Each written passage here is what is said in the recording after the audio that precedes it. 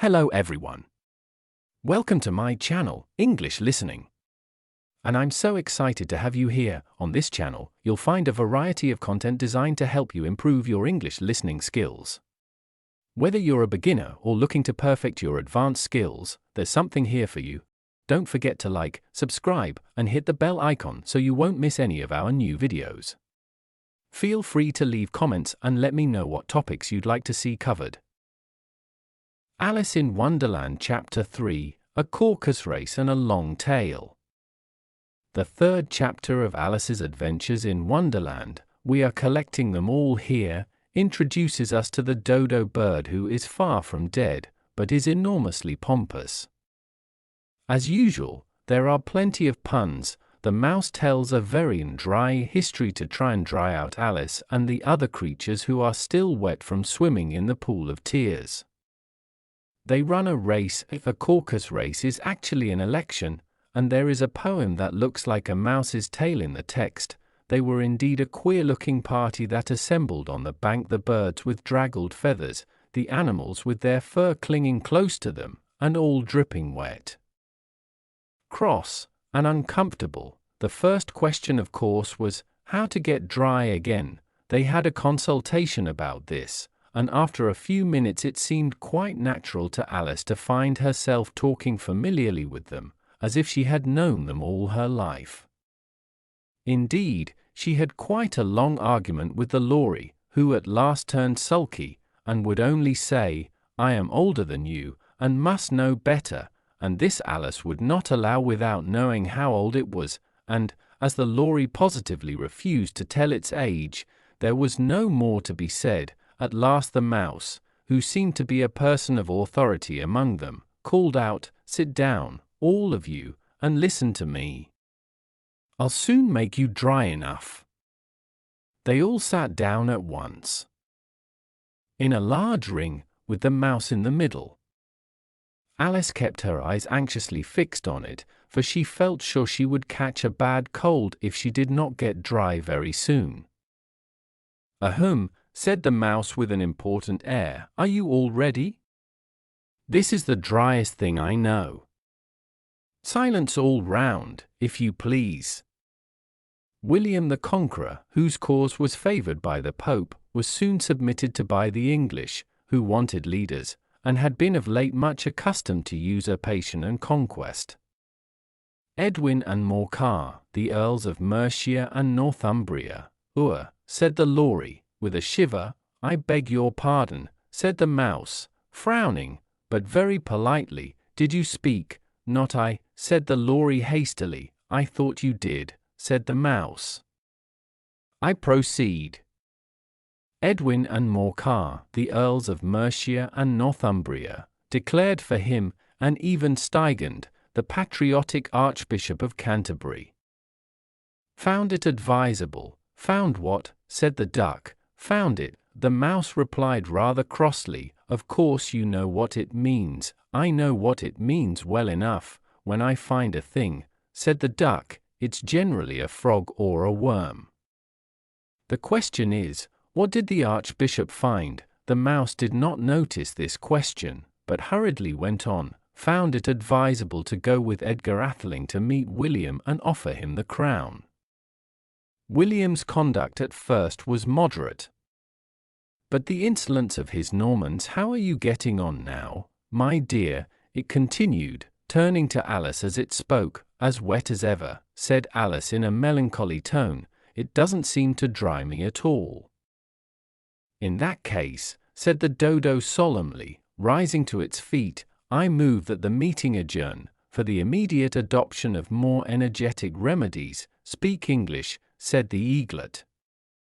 "I don't know the meaning of half those long words, and, what's more, I don't believe you do either." And the eaglet bent down its head to hide a smile. Some of the other birds tittered audibly. "What I was going to say," said the dodo in an offended tone, "was that the best thing to get us dry would be a circus race." "What is a circus race?" said Alice. Not that she wanted much to know, but the dodo had paused as if it thought that somebody ought to speak, and no one else seemed inclined to say anything. "Why," said the dodo. The best way to explain it is to do it. And, as you might like to try the thing yourself, some winter day, I will tell you how the dodo managed it. First it marked out a race course, in a sort of circle. The exact shape doesn't matter, it said, and then all the party were placed along the course, here and there. There was no 1, 2, 3, and away, but they began running when they liked, and left off when they liked. So that it was not easy to know when the race was over. However, when they had been running half an hour or so, and were quite dry again, the dodo suddenly called out the race is over, and they all crowded round it, panting, and asking, but who has won? This question the dodo could not answer without a great deal of thought, and it sat for a long time with one finger pressed upon its forehead, the position in which you usually see Shakespeare, in the pictures of him, while the rest waited in silence. At last the dodo said, everybody has won, and all must have prizes. But who is to give the prizes? Quite a chorus of voices asked. Why, she, of course, said the dodo, pointing to Alice with one finger, and the whole party at once crowded round her, calling out in a confused way, prizes. Prizes. Alice had no idea what to do, and in despair she put her hand in her pocket and pulled out a box of comfits. Luckily the salt water had not got into it, and handed them round as prizes. There was exactly 1 apiece all round, but she must have a prize herself, you know, said the mouse. Of course, the dodo replied very gravely. What else have you got in your pocket? He went on, turning to Alice. Only a thimble, said Alice sadly. Hand it over here, said the dodo. Then they all crowded round her once more, while the dodo solemnly presented the thimble, saying, we beg your acceptance of this elegant thimble. And, when it had finished this short speech, they all cheered. Dodo presenting thimble. Alice thought the whole thing very absurd, but they all looked so grave that she did not dare to laugh, and, as she could not think of anything to say, she simply bowed, and took the thimble, looking as solemn as she could. The next thing was to eat the comfits. This caused some noise and confusion, as the large birds complained that they could not taste theirs, and the small ones choked and had to be patted on the back. However, it was over at last, and they sat down again in a ring, and begged the mouse to tell them something more. You promised to tell me your history, you know, said Alice, and why it is you hate C and D, she added in a whisper, half afraid that it would be offended again. Mine is a long and a sad tale, said the mouse, turning to Alice, and sighing. It is a long tale, certainly, said Alice, looking down with wonder at the mouse's tail, but why do you call it sad? And she kept on puzzling about it while the mouse was speaking, so that her idea of the tale was something like this. Fury said to a mouse that he met in a house. Let us both go to law, or I will prosecute you.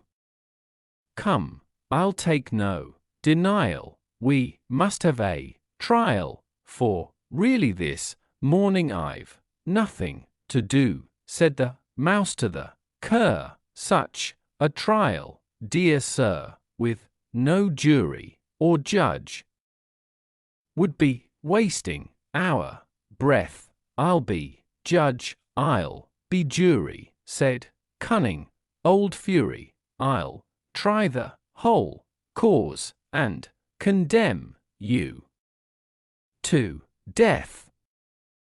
You are not attending, said the mouse to Alice severely. What are you thinking of? Mouse telling story to birds and Alice. I beg your pardon, said Alice very humbly. You had got to the fifth bend. I think I had not, cried the mouse, sharply and very angrily. A not, said Alice, always ready to make herself useful, and looking anxiously about her. Oh, do let me help to undo it. I shall do nothing of the sort, said the mouse, getting up and walking away. You insult me by talking such nonsense. I didn't mean it," pleaded poor Alice. "But you're so easily offended, you know," the mouse only growled in reply. "Please come back and finish your story." Alice called after it. And the others all joined in chorus, "Yes, please do," but the mouse only shook its head impatiently and walked a little quicker. "What a pity it wouldn't stay," sighed the Lory, as soon as it was quite out of sight, and an old crab took the opportunity of saying to her daughter, "Ah, my dear, let this be a lesson to you never to lose your temper." "Hold your tongue, Ma," said the young crab, a little snappishly. "You're enough to try the patience of an oyster. I wish I had our Dinah here, I know I do," said Alice aloud, addressing nobody in particular. "She'd soon fetch it back. And who is Dinah, if I might venture to ask the question?" said the Lory. Alice replied eagerly, for she was always ready to talk about her pet. "Dinah's our cat. And she's such a capital one for catching mice you can't think. And oh, I wish you could see her after the birds. Why, she'll eat a little bird as soon as look at it." This speech caused a remarkable sensation among the party. Some of the birds hurried off at once. One old magpie began wrapping itself up very carefully, remarking, "I really must be getting home. The night air doesn't suit my throat," and a canary called out in a trembling voice to its children, "Come away, my dears. It's high time you were all in bed." On various pretexts they all moved off, and Alice was soon left alone. "I wish I hadn't mentioned Dinah," she said to herself in a melancholy tone. "Nobody seems to like her down here, and I'm sure she's the best cat in the world. Oh, my dear Dinah, I wonder if I shall ever see you any more."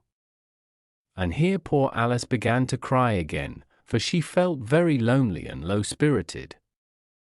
In a little while, however, she again heard a little pattering of footsteps in the distance, and she looked up eagerly, half hoping that the mouse had changed his mind and was coming back to finish his story.